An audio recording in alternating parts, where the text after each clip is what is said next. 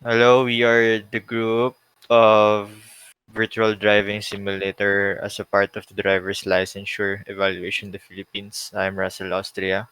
I'm Transpreneur Ofalia. And I'm Matthew Martinez. So I will be discussing the first part, which is the introduction. So we all know that driving in the modern traffic is one of the most complex everyday tasks a person can learn. Many types of tasks must be performed simultaneously while driving in an environment with many rules and complex interactions. Driving simulators are about to be widely adopted in the training curriculum for new drivers soon.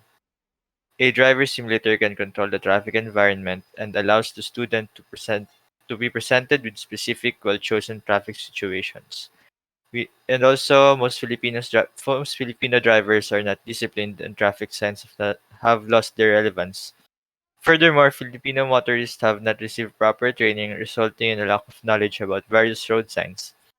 And Filipino drivers' behavior and the effectiveness of virtual driving simulators as an educational platform. This can help to reduce the rising number of car accidents in the Philippines. So next is the background of the study. Virtual driving simulators have been on the market for quite some time now, and since the first ever virtual driving simulator designed by 3DOF motion-based one, it was equipped with one screen in the front of the windshield. It was built by Volkswagen in the early 70s.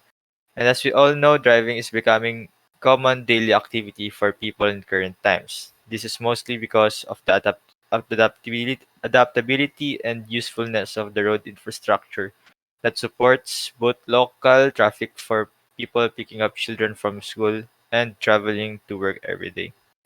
Here in the Philippines, the cause of these accidents are driver error related ones, which correlates how Filipino drivers are unaware to their surroundings, as well as considering their knowledge behind the wheel, and might be lacking in a sense and despite rigorous attempts of implementing seminars and several trainings. The country still has the highest road accidents, which hinders our growth in terms of promoting safe driving in the country.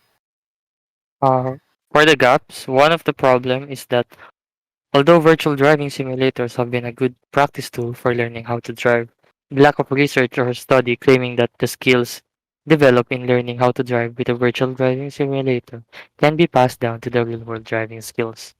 One of the another gap is the virtual driving simulators are not locally fixated or in the settings of the Philippines. That is why, in the first objective, it is we the researchers will successfully build a virtual driving simulator, then which is compatible with extracting data, and that could aid future researchers for the field of study, in this case for virtual driving simulators. And the next objective is to study the factors that determines what distracts the drivers from driving or while driving. And to do this, the researchers will emulate the driving experience using the virtual driving simulators. Now for the scope, the purpose of this research is to compare and contrast the outcomes of efficacy of a new and existing virtual driving simulators used by applicants for their license. The data on respondents' age and response size will be the primary metrics of interest, and they will be measured and analyzed with the widely available engines that are open source to allow for adaptability in the virtual environment. The current generation of virtual headgear, the steering wheel and pedal system, and the computer specification required, and the available engine act as a constraint on this research. Now, for the significance. The significance of this research will be those who seek to expand the data of applying virtual skills from simulators to real life. Also, more cost efficient for expenses and includes the complete safety of the driver that intends to improve their virtual driving skills without the hassle or stress that might accumulate during real life driving. With this, it can solidify the connection of virtual skills to much more practical skills developed after the simulator is assessed. Now, for the features in this research will include the heads-up display with hovering tasks to do while driving, events for the driver that must do or must avoid, and lastly, the cameras to capture the body language or behavior during the test. That's all. Thank you.